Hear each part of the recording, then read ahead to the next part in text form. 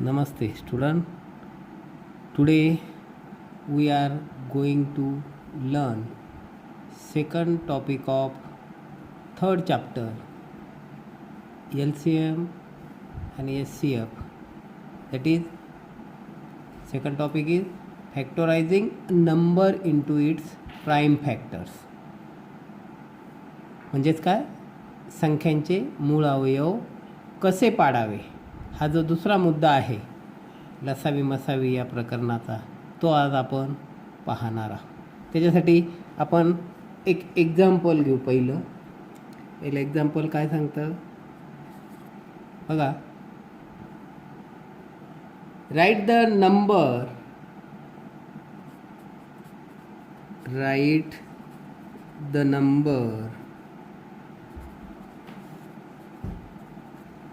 24 in the form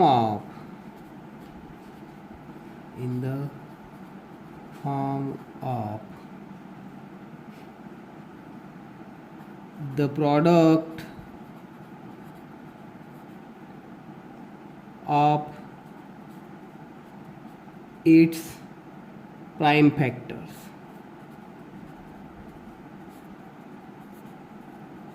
बघा. Right the number 24 in the form of product of its prime factor. म्हणजे 24 ही जी संख्या आहे ही कशाच्या प्राइम फॅक्टर म्हणजे मूळ अवयवाच्या गुणाकाराच्या स्वरूपात लिहा.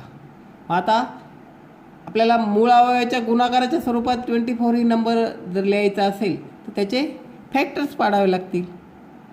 How to factorize the number into its prime factor. बघा त्याच्यासाठी दोन मेथड आहे. There are two methods. One is vertical method. त्याला हुबी मांडणी असं म्हणतात मराठीत. त्याला काय म्हटलं जातं मराठीत? हुबी मांडणी. आता ही हुबी मांडणी करून आपण कशा पद्धतीने फॅक्टर्स पाडायचे ते आपण पहिल्यांदा बघू. बघा पहिलं घेऊ आपण 24चे फॅक्टर्स पाडायचे. 24चे फॅक्टर जर पाडण्यासाठी अशा पद्धतीने आपल्याला रचना करायची आहे. आता मग हे 24ला पहिल्यांदा 2 आणे, नंतर 3 आणे. 2 आणे जोवर जातो तोवर 2 आणे भाग द्यायचा, कारण 2 हा काय प्राईम नंबर, 3 हा प्राईम नंबर, 5 हा प्राईम नंबर. मग एक एक करून एकेका नंबरने आपल्याला भाग द्यायचा आहे.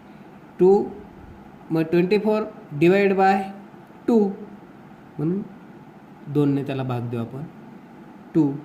आता 2चा पाडा 2ने जसं आपण भाग देतो तसं भागाकार इथं लिहायचा आणि मनातल्या मनात भागाकाराची क्रिया या पद्धतीत आपल्याला करायची असते. 2 पहिल्यांदा कशाला डिवाइड करायचं? 2 1 जा 2 आणि 2 2 जा 4. म्हणजे या दोन संख्या ज्या येतात हा जो आपण फॅक्टर घेणार आहोत 2 अँड इथं जो नंबर येणार या दोघांचा गुणाकार काय आला पाहिजे? 24.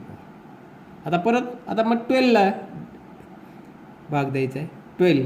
12ला 2ने भाग देऊ आपण डिवाइड बाय 2. परत 2ने 12ला भाग जातो म्हणून परत 2ने जोवर 2ने भाग जातो त्या येणाऱ्या उत्तराला तोवर 2ने भाग द्यायचा. 2 6 जा 12. आता 6ला परत 2ने भाग जातो. 2 3 जा 6. आता 3ला 2ने भाग जात. 3 इज नॉट डिवायडेड बाय 2. मग आता त्याच्यानंतर पुढचा प्राईम नंबर काय 3 म्हणून याला 3ने भाग द्यायचा. 3 1 जा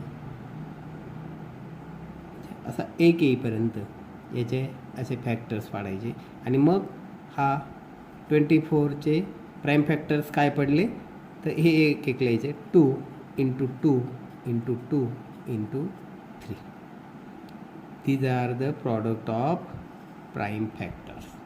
म्हणजे 24 कशा स्वरूपात मांडला आपण? Form of the product of its prime factors. ही झाली व्हर्टिकल मेथड. हेच आपल्याला हॉरिझॉन्टल मेथड आपण पाहू. आता आडवी मांडणी. कोणती मांडणी? हॉरिझॉन्टल मेथड, त्यालाच काय म्हणतात मराठीत? आडवी मांडणी. आता ही आडवी मांडणी आपल्याला करायची 24च, उदाहरण तेच 24चीच आडवी मांडणी करू. 24. आता या 24ला 2ने डिवाईड करायचं. डिवाईड बाय 2 काय? 2ने जर 24ला डिवाईड केलं तर 2 पण लिहायचं. ज्याने डिवाईड केलं ती संख्या पण लिहायची इंटू. त्याला 2ने डिवाईड केल्यानंतर काय येईल? 12. म्हणजे 12 इंटू त्याचा असा प्रॉडक्ट लिहायचा की 2ने त्याला भाग जातो म्हणून 2 इंटू 12 म्हणजे 12 दुने 24. 12 2 जा 24. म्हणजे या दोन्ही बाजूचे उत्तर एकच आलं पाहिजे. बरोबर. आता 2 प्राईम फॅक्टर झाला. आता आपल्याला 12ला डिवाईड करायचं आहे. 12चे परत फॅक्टर्स पाडायचे. 2चे पडणार नाही. 2 इंटू आता 12चे कसे पडतील परत? 2 इंटू 6. बरोबर.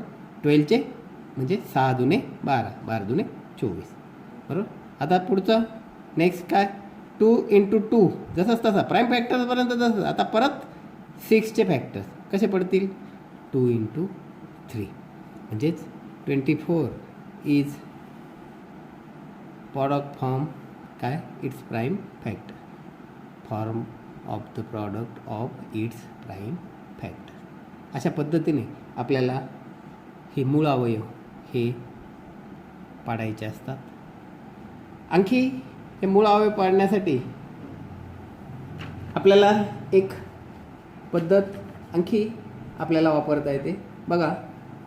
ती अशी, ही फक्त आपल्या माहितीसाठी. आपण उत्तर सोडवताना परीक्षेला या 2 पद्धतीपैकी एक पद्धत वापरायची आहे. जिथं दोघं पद्धत विचारल्या असतील तिथं दोघं पद्धती या वापरायच्या आहे. पण त्याचे फॅक्टर्स आणखी जर आपण वेगळ्या पद्धतीने जर पाहिले तर बघा, एक उदाहरण घेऊ आपण.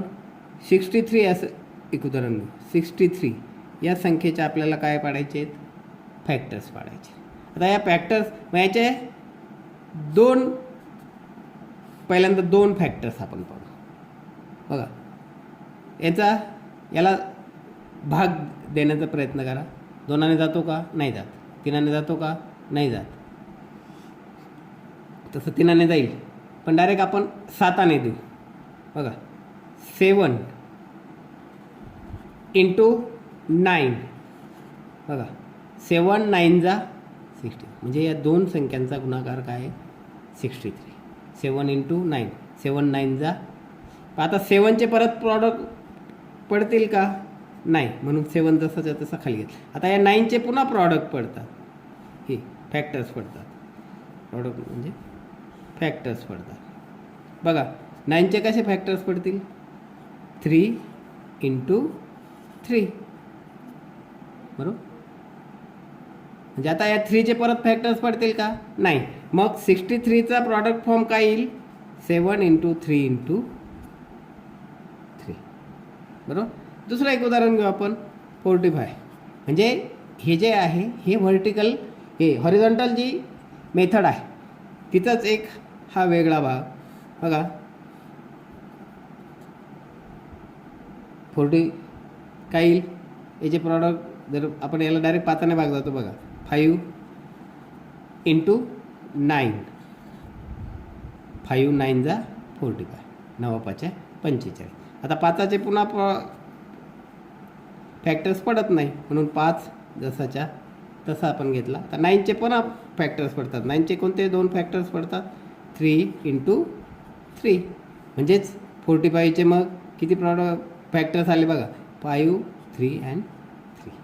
Product of 5 into 3 into 3 is 45. अशा पद्धतीने आपल्याला प्रॉडक्ट हे फॅक्टर्स हे पाडता येतील. आता हे जे आपण शिकलो याच्यावर आधारित प्रॅक्टिस सेट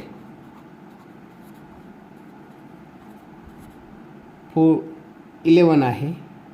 म्हणजेच सराव संच 11 हा 17 नंबरच्या पेजवर आपल्याला पाहायला मिळेल. ते सगळे उदाहरणं आपण कोणत्या पद्धतीने सोडवायचे आहेत, तर ते सगळे उदाहरणं आपल्याला आपण जो व्हर्टिकल मेथड आणि हॉरिझॉन्टल जी मेथड पाहिली, या दोन्ही पद्धतीने we solve this practice set 11 by 2 methods. One is vertical and the other is horizontal.